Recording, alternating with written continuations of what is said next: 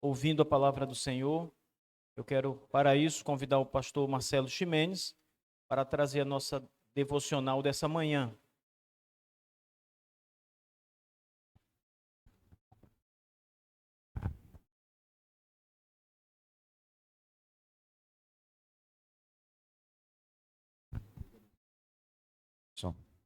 Bom dia, irmãos. Vamos orar. Senhor de graça e de misericórdia, obrigado por este dia, porque o Senhor nos abençoou com uma boa noite de sono e agora nos traz até aqui, Deus. Abençoa nosso dia, os nossos estudos, nosso professor. E agora, Senhor, abençoa também esse tempo de breve reflexão, que sirva para a tua glória e para o nosso bem, Senhor. Nós pedimos a ti em nome de Jesus. Amém. Queridos, abram por favor Apocalipse, capítulo 2, versículo 1.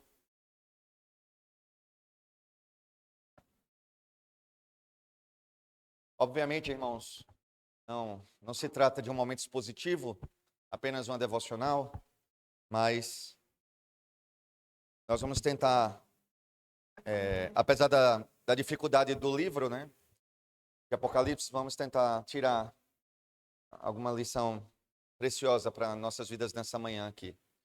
Apocalipse 2, 1, ao anjo da igreja em Éfeso, está escrito assim: ao anjo da igreja em Éfeso escreve: estas coisas diz aquele que conserva na mão direita as 7 estrelas e que anda no meio dos 7 candeeiros de ouro. Conheço as tuas obras, tanto o teu labor como a tua perseverança, e que não podes suportar homens maus, e que puseste à prova os que a si mesmos se declaram apóstolos e não são, e os achastes mentirosos. E tens perseverança, e suportaste provas por causa do meu nome, e não te deixaste esmorecer. Tenho, porém, contra ti que abandonaste o teu primeiro amor. Lembra-te, pois, de onde caíste, arrepende-te e volta à prática das primeiras obras. E se não venho a ti, e moverei do seu lugar o teu candeeiro, caso não te arrependas. Tens, contudo, a teu favor que odeias as obras dos nicolaítas, as quais eu também odeio. Quem tem ouvidos, ouça o que o Espírito diz às igrejas. Ao vencedor dar-lhe-ei que se alimente da árvore da vida, que se encontra no paraíso de Deus. Queridos irmãos, a carta do nosso Senhor Jesus Cristo, através do apóstolo João, ao anjo de Éfeso, começa com a destinação da carta, né? Está escrito ao anjo da igreja em Éfeso. Bem, sem delongas exegéticas aqui, nós entendemos que este anjo da igreja se refere ao pastor da igreja, não é? Um dos motivos pelos quais eu de fato acredito que seja bíblico, não apenas a pluralidade de presbíteros, mas também que um deles exerça a liderança entre os pares, não como um ofício distinto, mas como uma função distinta, visto que nós sabemos biblicamente que a igreja de Éfeso tinha uma pluralidade de presbíteros, né? Atos capítulo 20. Mas o Senhor fala sobre este que é o anjo da igreja, aquele que é o líder da igreja, né? A quem o Senhor Jesus se dirige através dessa carta. E o Senhor Jesus se apresenta aqui como sendo aquele que conserva na mão direita as 7 estrelas e que anda no meio dos 7 candeeiros de ouro. Em Apocalipse, esses 7 candelabros são as 7 igrejas da Ásia Menor. E as 7 estrelas que o Senhor Jesus segura na mão são os 7 pastores das 7 igrejas. Então, o Senhor Jesus é aquele que está no meio da sua igreja, diz ele, e que atua na igreja através dos seus ministros, através dos seus pastores. Em Apocalipse, essas 7 igrejas atuam de forma interessante. Elas são espécies de 7 províncias de um império. E você então tem Jesus Cristo como o imperador, e você tem então essas 7 igrejas como sendo 7 províncias, e os pastores como alguma coisa, uma espécie de representantes provinciais, governadores em nome do imperador. Então o Senhor fala com a igreja de Éfeso, como aquele que é o seu Senhor soberano, e ele deixa claro que ele está no meio das igrejas, e ele então governa as igrejas através dos seus pastores. Ele tem esses pastores na sua mão direita, que na Bíblia é a mão do poder, é o sinal de autoridade. O versículo 2 então fala algo interessante. Vejam, a carta é destinada ao pastor da igreja. Geralmente nós falamos a carta à igreja de Éfeso. E eu não entendo que isso está errado, isso está certo. Porque eu entendo que o Senhor quer falar com a igreja, mas o destinatário da carta não é a igreja, mas o pastor da igreja. E tudo que Jesus fala na carta, fala ao pastor, não à igreja. Então percebam, no versículo 2, o Senhor Jesus vai dizer o seguinte ao pastor: conheço as tuas obras, as obras do pastor. Conheço as tuas obras, tanto o teu labor como a tua perseverança. Então, o Senhor Jesus destaca um bom ministério por parte do pastor de Éfeso, e o Senhor destaca que aquele ministério tem como vantagem ser realizado por um homem que trabalha. Eu conheço o teu labor, diz o Senhor. O pastor de Éfeso não é um pastor acomodado, ele não é um pastor que faz o mínimo necessário para ninguém reclamar do seu trabalho. Ele é alguém que está dedicado ao labor, ele se afadiga do ministério. Ele está dedicado a trabalhar como pastor daquela igreja. Diz o Senhor, eu conheço o teu labor. E meus irmãos, para nós que exercemos a graça e a honra do ministério, nós precisamos nos gastar pelo ministério, como o pastor Elivando estava falando na devocional que fez há 2 dias atrás. Não, foi ontem, né? Então, nós precisamos, irmãos, ter o ministério como uma oportunidade de nos gastarmos como ferramentas do Senhor, uma pá, um machado.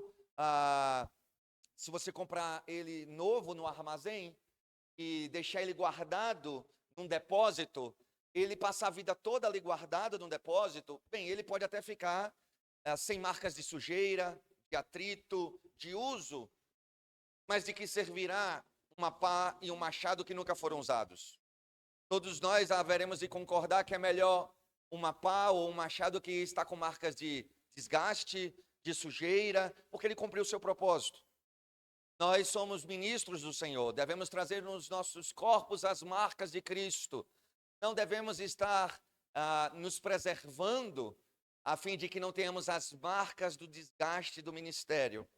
É bem verdade que não podemos negligenciar o mandamento bíblico que diz: cuida de ti mesmo. Não estou fazendo aqui uma evocação à negligência do cuidado próprio. No entanto, cuidado próprio não é fuga da responsabilidade, do trabalho, do labor. O Senhor diz que conhece o labor daquele pastor, mas também a perseverança. É um homem que persevera, é um homem que não esmorece frente às dificuldades. O ministério pastoral é carregado de dificuldades, irmãos. Nós teremos muitos sofrimentos, nós teremos muitas dificuldades. Pessoas que nós amamos nos trairão, pessoas por quem nos dedicamos serão ingratas, pessoas que estão lá fora estarão nos perseguindo. O ministério pastoral é um ministério difícil, que traz consigo o sofrimento. Mas o Senhor diz que aquele homem persevera. Inclusive no versículo 3, o Senhor insiste nisso. E ele vai dizer: tu tens perseverança e suportastes provas por causa do meu nome e não te deixaste esmorecer. Irmãos, no ministério pastoral não há lugar para aqueles que estão pelos cantos chorando. Aqueles que estão pelos cantos lamentando a sua sorte, chorando as suas dificuldades. O ministério pastoral é lugar daqueles que não esmorecem, daqueles que estão de pé apesar das dificuldades e que suportam as provas por causa do nome do Senhor. Este é o primeiro elogio que o Senhor vai fazer, dizendo que ele trabalha intensamente e trabalha com perseverança. O Senhor faz um segundo elogio que é composto de 2 partes. Lá na segunda parte do versículo 2, o Senhor continua dizendo que não pode suportar homens maus e que puseste à prova os que a si mesmos se declaram apóstolos e não são, e os que achastes mentirosos. Percebam, é composto de 2 partes. Não suportar homens maus e não suportar falsa doutrina, falso ensinamento. Bem, começando pelo fim, a igreja de Éfeso, então, aqui está sendo conhecida como uma igreja teologicamente sólida. É uma igreja que nessa época, nós sabemos que os judaizantes estão bagunçando todas as igrejas da região da Ásia Menor e da Galácia e tudo mais com falsas doutrinas. O Senhor Jesus destaca que aquela igreja não se deixou levar pelo falso ensino. A igreja de Éfeso era uma igreja teologicamente sólida, doutrinariamente sólida. E, bem, não é à toa. Uma igreja pastoreada por Paulo, plantada e pastoreada por Paulo, até onde sabemos, a igreja onde ele dedicou a maior parte do seu tempo, assim, ele em nenhum outro lugar ele investiu 3 anos uma vez. Depois uma igreja pastoreada por Timóteo, seu pupilo. Também sabemos que foi pastoreada pelo apóstolo João. Bem, então era uma igreja que teve pastores firmes na doutrina, homens aptos a ensinar, que fortaleceram aquela igreja teologicamente. Veja que o Senhor elogia o pastor pela igreja não se desviar doutrinariamente, percebem?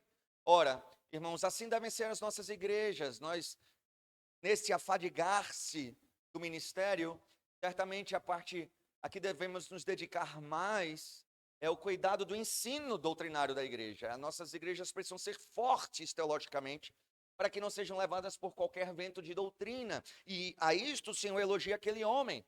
Mas não apenas, irmãos, a igreja sabe reconhecer boas doutrinas.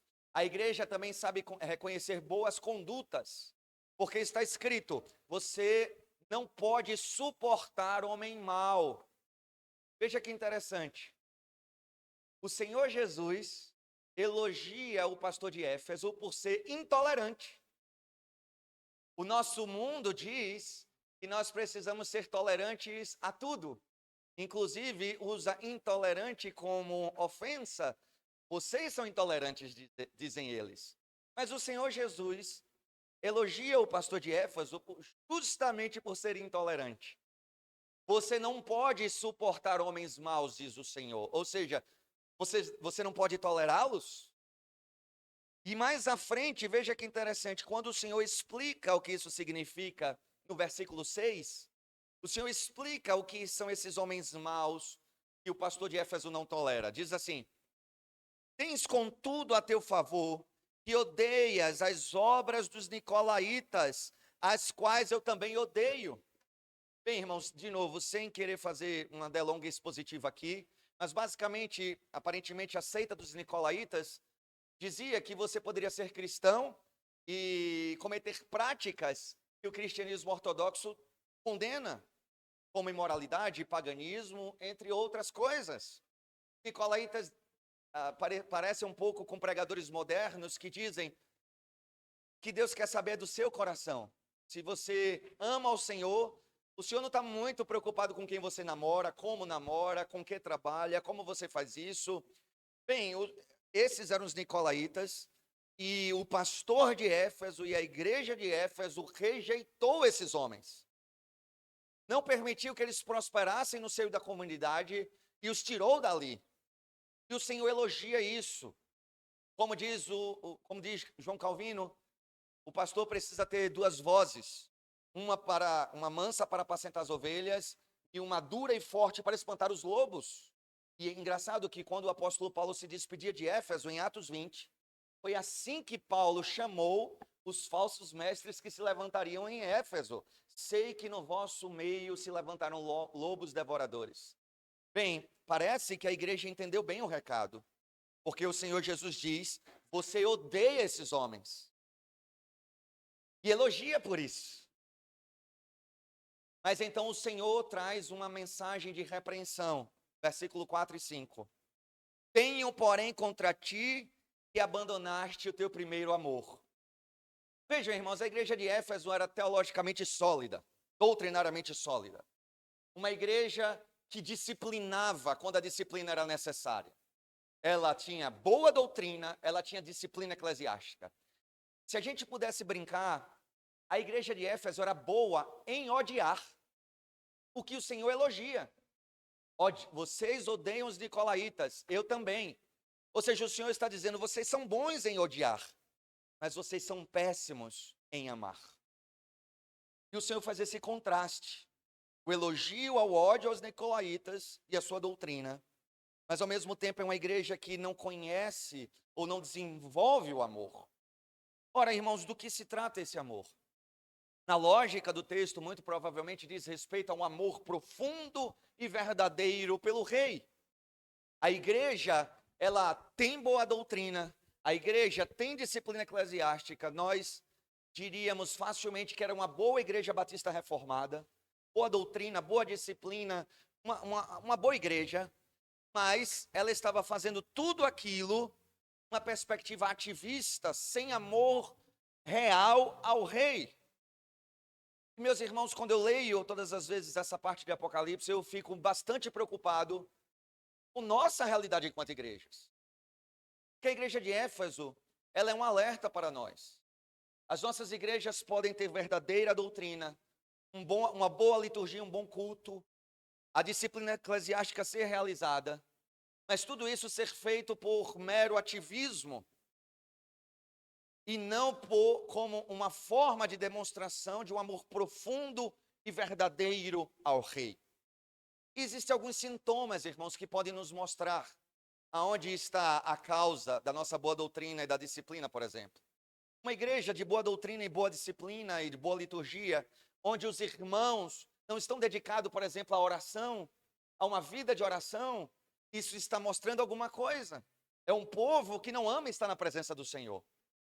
Uma igreja de boa doutrina, que existe disciplina, mas, por exemplo, os irmãos não zelam e não amam pelo dia do Senhor, que é uma demonstração do amor pelo Senhor. Bem, meus irmãos, é bem importante amarmos boa doutrina, termos disciplina, termos liturgia saudável, mas certamente tudo isso deve vir como o desdobramento de um povo que ama profundamente ao seu rei. Naturalmente, irmãos, a falta de amor aqui pelo rei também se demonstra numa falta de amor entre os irmãos. Uma igreja que segue o script e o roteiro todo certinho, mas que não há o desenvolvimento do amor. E o Senhor os repreende por isso. Meus irmãos, tenhamos o cuidado e que a graça do Senhor nos permita não sermos apenas igrejas boas em odiar o que deve ser odiado, mas igrejas que sejam boas em amar o que deve ser amado. Percebe que a condenação, ou aquilo que o Senhor disse que seria a consequência da igreja não mudar, no versículo 5, lembra-te, porém, de onde caíste e arrepende-te. Volta à prática das primeiras obras, e se não venho a ti, e moverei do seu lugar o teu candeeiro, caso não te arrependas. Jesus disse que se aquela igreja não aprendesse a amar, o futuro aquela igreja não existiria mais. Aquela igreja deixaria de existir. Percebam, irmãos, se as nossas igrejas não aprenderem a amar o que precisa ser amado, o nosso rei e os nossos irmãos, esse é o caminho para as nossas igrejas deixarem de existir. Talvez elas até existam ainda do ponto de vista institucional. Ela está lá se reunindo, as pessoas estão ali vivendo, mas ela vai se desconfigurar tanto da realidade do ser igreja, a impureza tomará tanto a sua vida que logo deixará de ser uma verdadeira igreja para ser uma sinagoga de Satanás. É o amor ao Senhor que nos protege desse caminho. O Senhor dá esta repreensão, mas termina com uma promessa para aqueles que andarem de forma correta, que é o último versículo, versículo 7. Quem tem ouvidos, ouça o que o Espírito diz às igrejas. Ao vencedor dar-lhe-ei que se alimente da árvore da vida que se encontra no paraíso de Deus. Irmãos, interessante porque aqui a palavra árvore da vida, no grego, não é árvore, existe um termo para árvore, mas o apóstolo João escolhe o termo madeiro, que é um termo que muitas vezes no Novo Testamento é usado para falar da cruz de Cristo. Percebam que aquele que vencer, aquele que amar verdadeiramente e profundamente o Senhor e o seu reino, haverá de comer e experimentar do fruto da cruz de Cristo, que é Ele a verdadeira árvore da vida. Aquele que amar e buscar verdadeiramente o Senhor com todo o seu coração, haverá de se alimentar do dom da vida que Ele nos dá através da sua cruz e da sua ressurreição. Por isso, irmãos, lembremos que a ceia do Senhor é a oportunidade de tomar desse fruto da árvore da vida e comer do próprio Cristo. E a ceia é o que, senão o símbolo do amor que nós temos a Cristo e uns pelos outros, o símbolo da nossa comunhão. Por isso, meus irmãos, que nós possamos nos apropriar desse amor, amar verdadeiramente o nosso amado, porque o nosso amado é o mais belo entre todos, e não há ninguém como ele. E devemos amar a sua noiva, a sua igreja, como desdobramento desse amor. Que a sabedoria do Senhor nos tome, irmãos, para odiar o mal e amar o que deve ser amado. Senhor, obrigado pela tua palavra. Que tu, Senhor, nos ajude a termos uma vida verdadeira e autêntica, para assim, Senhor, odiar aquilo que o Senhor odeia, rejeitar o que o Senhor rejeita. Ó Deus, não abraçar o mundo e nem ter amizade com ele. Amado Senhor, mas nós te pedimos também, não faz de nós meros ativistas legalistas, que cumpre todo o script de boa forma, Senhor, mas apenas por uma moralidade. Senhor, nós queremos profundamente amar a Ti, ó Senhor Jesus. Ó Deus, faz do nosso coração cativo a Cristo pela palavra. Ó Deus, que o Senhor nos atrai a Teu Filho com amor, com laços eternos e inquebráveis, que nos prendam a Cristo Jesus. E que desse amor profundo ao nosso Senhor, ó Deus, nos faz amar os nossos irmãos, nos faz viver realidade de amor dentro da igreja, Pai. A fim de que possamos experimentar os benefícios, ó Deus, das bênçãos que Cristo conquistou para nós na cruz. Ó Deus, esteja nos abençoando no dia de hoje. Sei com o nosso professor que está com dor de cabeça, que o Senhor lhe conceda melhoras, que o Senhor possa usá-lo para nos abençoar, ó Deus, através de suas aulas hoje. Por tudo nós te agradecemos e louvamos em nome de Jesus. Amém. Amém, irmãos. Que Deus nos abençoe.